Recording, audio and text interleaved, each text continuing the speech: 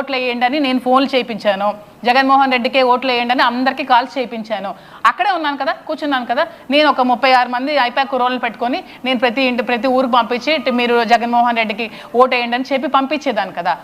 అప్పుడు ఆ రోజు నేను శ్రీను గారి ఇంటి దగ్గర నువ్వు ఉన్నప్పుడు నన్ను వచ్చి నువ్వు ఎందుకు క్వశ్చన్ చేయలేదని అడుగుతున్నాను దువాడు వానికి.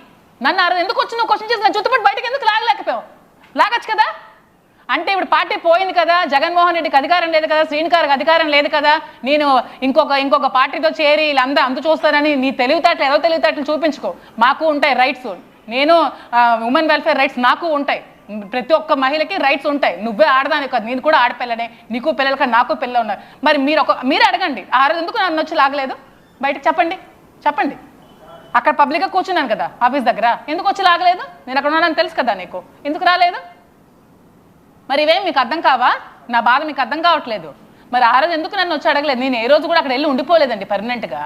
నేను ఎలక్షన్ ముందు 2 నెలలు అక్కడ ఉండి దగ్గరుండి ఎలక్షన్ చేశాను. అందరికీ స్టాఫ్ని పెట్టుకున్నాను, వర్కర్స్ని పెట్టుకున్నాను, నేను చేశానండి. ఆ రోజు నువ్వు వచ్చి క్వశ్చన్ చేయింది ఈ రోజు మాదిరి ఉందని ఎందుకు నువ్వు రెచ్చిపోతున్నావు మీడియా దగ్గర? ఎవడ అండ చూసుకొని రెచ్చిపోతున్నావు? అంటే అది అధికారం పోతే మనుషులకు మరే ఉండవా? రైట్స్ ఏమి ఉండవా? అధికారం పోతే మనుషులను చంపేస్తారా? మరి మేము బతకొద్దా? అధికారం ఉన్నప్పుడు ఎందుకు నోరు మూసుకున్నావు? ఆ రోజు ఎందుకు నువ్వు రాలేదు నాకు చెప్పు.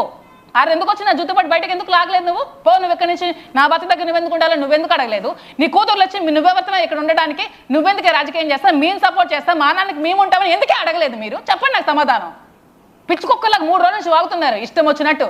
ఎందుకు ఆ రోజు మీరు రాలేకపోయారు? ఇదే డోర్ బదులు కొట్టుకొని వచ్చేయండి జెసిబి పట్టుకొని. ఎందుకు రాలేకపోయావు చెప్పండి నాకు క్వశ్చన్ కాదు చెప్పండి. ఆ రోజు వచ్చిన ఆవిడ భార్య కదా, హక్కు ఉంది కదా, భార్యగా ఆవిడ హక్కులు ఆవిడకున్నాయి కదా, ఆవిడ హక్కులను ఎవరు ఏం చేసుకోలేరు కదా. ఈ రోజు వచ్చి నా ఇల్లు నా మొగుడు అంటున్నావు. ఆ రోజు ఎందుకు నువ్వు రాలేదు చెప్పు. నాకు ఆన్సర్ నాకు కావాలి. ఆవిడ ఎందుకు నువ్వు రాలేదో ఏదో సాకులు ఇంకొకటి చెప్తున్నాను, 2 సంవత్సరాల్లో ఒక్క రోజైనా దువ్వాడవా అని ఆవిడ మొగుడికి ఫోన్ చేసిందా? ఒక్క రోజు చేస్తే నాకు చూపించండి, నాకు లిస్ట్ పెట్టమనండి.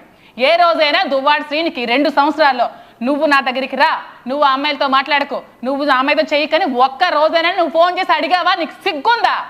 3 రోజులు చచ్చిపోతున్నావు. ఒక్క రోజైనా నువ్వు అడిగావా? ఒక్క రోజు అడిగితే మీ చెప్పించి నాకు కొట్టండి. ఏ రోజైనా ఆవిడ ఫోన్ చేస్తే వాణి కానీ ఏ రోజైనా ఫోన్ చేస్తే ఏమండి మీరు వచ్చేయండి, ఏమండి నేను వచ్చేస్తానండి, ఎందుకండి ఇవన్నీ మన ఫ్యామిలీ బయటకని ఒక్క రోజున అడగంటే మీరు చెప్పించుకుంటాను, నేను ఒప్పుకుంటాను. అప్పుడు మీరు చేసిన తప్పమ్మాయి, నువ్వు వీళ్ళు తప్పు చేస్తావంటే అప్పుడు నేను నిజంగా ఒప్పుకుంటాను నేను తప్పు చేస్తానని. మీడియా ముఖంగా అందరికీ క్షమాపణ చెప్తాను. నేను చెప్పిన మాటలన్నీ అబద్ధం, నేను ఏదైతే మాట్లాడానో అవన్నీ అబద్ధం, నేను వెనక్కి తీసుకుంటున్నాను, నన్ను క్షమించండి మీరు అందరని నా వర్డ్స్ని బ్యాక్ తీసుకుంటాను. 2 ఇయర్స్లో ఒక్కరోజు నీ మొగుడికి నువ్వు ఫోన్ చేయలేదు, ఒక్కరోజు నువ్వు ఇంటికి రావాలని ట్రై చేయలేదు. ఏం పలాసలో అతను ఒక 6-7 నెలలు ఉన్నారు వాళ్ళ మదర్ దగ్గర. ఏం పలాసలో ఎందుకండి ఉండాలి? నాకేదో కోపం వచ్చి తాళం వేస్తాను కదా, వచ్చాను ఇంటికని ఎందుకు తీసుకెళ్ళలేకపోయావు తల్లి? మహా సాధ్వి వెళ్ళాలివి కదా, ఇప్పుడు చెప్తున్నా మహా వెళ్ళాలి కబుర్లు. ఆ రోజు ఎందుకు నువ్వు తీసుకెళ్ళలేదు నీ భర్తని? ఒక ఎలిగేషన్స్ చేయడం, ఒక అమ్మాయి మీద చెప్పడం చాలా ఈజీ. ఇప్పుడు నేను నీకు చెప్పగలను, నువ్వు రోజు క్యాడర్తో రాత్రి 12-1 గంట వరకు బెడ్రూమ్లో 4-5తో మాట్లాడతావని, నీ పనులే బయట గుసగుసలాడుతుంటారు నీ స్టాఫ్, నీ డ్రైవర్లు. అవి నేను ఎలిగేషన్స్ చేస్తే నీకు ఎలా ఉంటుంది? నేను ఎప్పుడైనా అన్నానా? ఏ రోజు ఎలిగేషన్ చేశానా? ఎలిగేషన్స్ అనేవి చాలా సింపుల్ అండి. ఒకరి మీద బురదలా జల్లడం చాలా తేలిక, కానీ అది చెరుపుకోవడం అనేది చాలా కష్టం. అది నేను అనుభవిస్తున్నాను. ఈరోజు నా మీద పడిన బురదని నేను చెరుపుకోలేకపోతున్నాను. అది చెరుపుకోవడం చాలా కష్టం కాబట్టే నేను చెప్తున్నాను.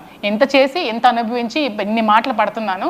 3 రోజుల నుంచి నన్ను లైమ్ లైట్లోకి తీసుకొచ్చారు కాబట్టి నేను దువ్వాడ శ్రీనివాస్ కాబట్టి ఈ ఫ్రెండ్షిప్ని కంటిన్యూ చేస్తానని నేను చెప్తున్నాను. ఎవరేమనుకుని మరి దీన్ని చెడుగా మంచిగా అర్థం చేసుకున్న వాళ్ళు మంచిగా అర్థం చేసుకోండి, చెడుగా అర్థం చేసుకున్న వాళ్ళు మీ విజ్ఞతగా వదిలేస్తున్నాను. నేను చెడుగా అర్థం చేసుకుంటాను, అది కూడా మీ ఇష్టం.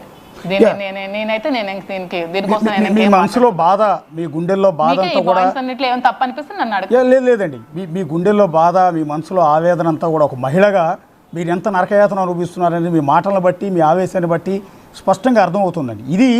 ఇది రెండో వర్షన్, రెండో మహిళ కోణంలోంచి కూడా మనం చూడాలని మీతో ఇంతసేపు మాట్లాడిచ్చిందండి మేము. ఇది జనానికి తెలియాలి. కేవలం వాణి గారు చెప్పారు కదా అని వాణి గారి మాటలు, వాణి గారి అమ్మాయి హైందవి చెప్పిందని ఆ మాటలు మాత్రమే కాదు, రెండో మహిళ ఎంత సఫర్ అవుతుంది అనేది ఇంపార్టెంట్. అందుకనే అది తెలియజేయాలన్న ఉద్దేశంతో మీతో ఎంతసేపు మాట్లాడిచ్చాము మాధురి గారు. ఒక్కోసారి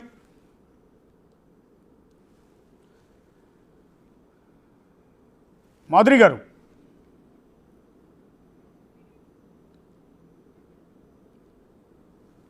ఎస్, అది మాధురి గారు అయితే చాలా ఆవేదన వ్యక్తం చేస్తున్నారు. ఒకసారి ఫోన్ కాల్ కట్ అయింది, మళ్ళీ కలుపుతున్నారు మా వాళ్ళు, కనెక్ట్ చేస్తూ ఉన్నారు.